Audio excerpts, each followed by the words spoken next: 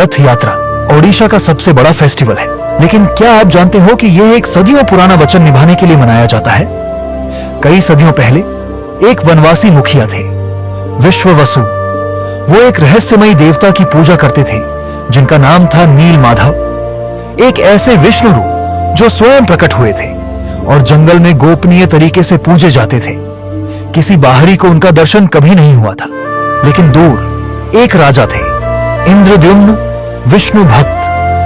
उन्होंने जब नील माधव जी के बारे में सुना तो अपने राज पुरोहित, आर्षी और ज्ञानी लोगों को हर तरफ भेजा उनको ढूंढने के लिए। आखिर एक ब्राह्मण विद्यापति कलिंग के जंगलों तक पहुंचे। विश्ववसु विद्यापति की आंखों पर पट्टी बांधकर ले गए नील माधव जी के दर्शन कराने, और जब विद्यापति ने श्री विष्णु का स्वरूप देखा तो वो स्तब्ध रह गए। लेकिन वापस आते वक्त विद्यापति ने रास्ते में सरसों के दाने गिरा दिए ताकि बाद में वो रास्ता पहचान कर अकेले वापस आ सके। कुछ दिन बाद वो दाने उग गए और रास्ता दिख गया। राजा तुरंत वहां गुफा में पहुंचे, लेकिन तब तक नील माधव गायब हो चुके थे। राजा टूट पड़े, उपवास किया, ध्यान लगाया, और एक रात भगवान ने स्वप्न में दर्शन दिए।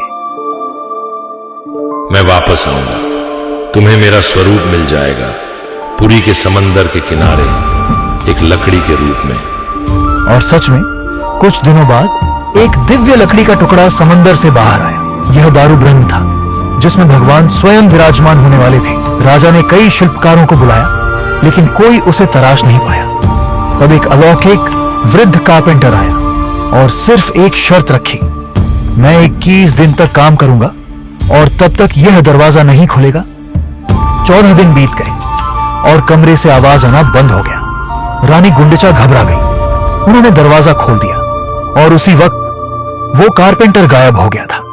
लेकिन उस जगह अब विराजमान थे महाप्रभु जगन्नाथ, बलभद्र और देवी सुभद्रा, अधूरे, बिना बाहों या पैरों के, लेकिन आंखें बड़ी, कोमल और संवेदना से भरी हुई, जैसे वो इसी रूप के लिए बने हो। राजा आनंद से भर गए। उन्होंने महान जगन्नाथ मंदिर बनवाया और महाप्रभु उनकी श्रद्धा से खुश होकर बोले, एक वरदान मांगो पुत्र। लेकिन महाराज इंद्रद्युम्न ने कुछ ऐसा बोला जिसने इतिहास का रथ यात्रा, ओडिशा का ही नहीं विश्व का सबसे बड़ा त्योहार है। मगर क्या आपको पता है, यह एक पुरानी कसम को निभाने के लिए मनाया जाता है। यह है पार्ट 2 हमारे सीरीज का, जहां हम अनकवर कर रहे हैं इतिहास का एक ऐसा हिस्सा जो ज्यादा प्रचलित नहीं है। जब भगवान ने राजा इंद्रद्युम्न को वरदान मांगने को कहा, इंद्रद्युम्न बोले, मेरा कोई वंशी ना हो ताकि कोई आप पर अधिकार ना जमा सके, ना ही इस मंदिर पर। यह मंदिर मैं समाज को समर्पित करता हूं। भगवान जगन्नाथ मुस्कुराए और बोले, तथास्तु। मगर यह बात जब रानी गुंडिचा को पता चली, वो काफी उदास हो गई। उन्होंने भी व्रत किया था, इंतजार किया था, तो अब उनकी एक ही शिकायत थी, मैं कभी मां नहीं बन सकती। ये आपने कैसा वरदान दे दिया प्रभु। महाप्रभु उनका दुख नहीं देख सके और बोले, तुम एक वरदान मांगो पुत्री। रानी ने कहा, मेरे पास अपने बच्चे नहीं होंगे तो मेरी एक ही इच्छा है, तुम मेरे संतान बन जाओ।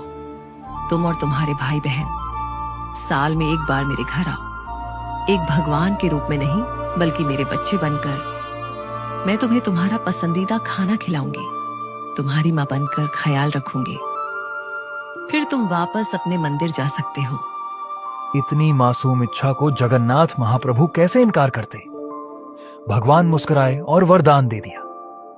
तब से लेकर आज तक हर साल जगन्नाथ जी अपना मंदिर छोड़कर रथ पर बैठकर जाते हैं गुंडिचा मंदिर, अपनी मां के घर 7 दिन के लिए, अपना दिया हुआ वचन निभाने के लिए। क्योंकि जगन्नाथ सिर्फ विश्व के नाथ नहीं, वो सबके भगवान हैं। ना सिर्फ ओडिशा में बल्कि न्यूयॉर्क, लंदन, पेरिस, हर जगह यह रथ यात्रा मनाई जाती है। ऐसी और कहानियां जानने के लिए फॉलो जरूर करें।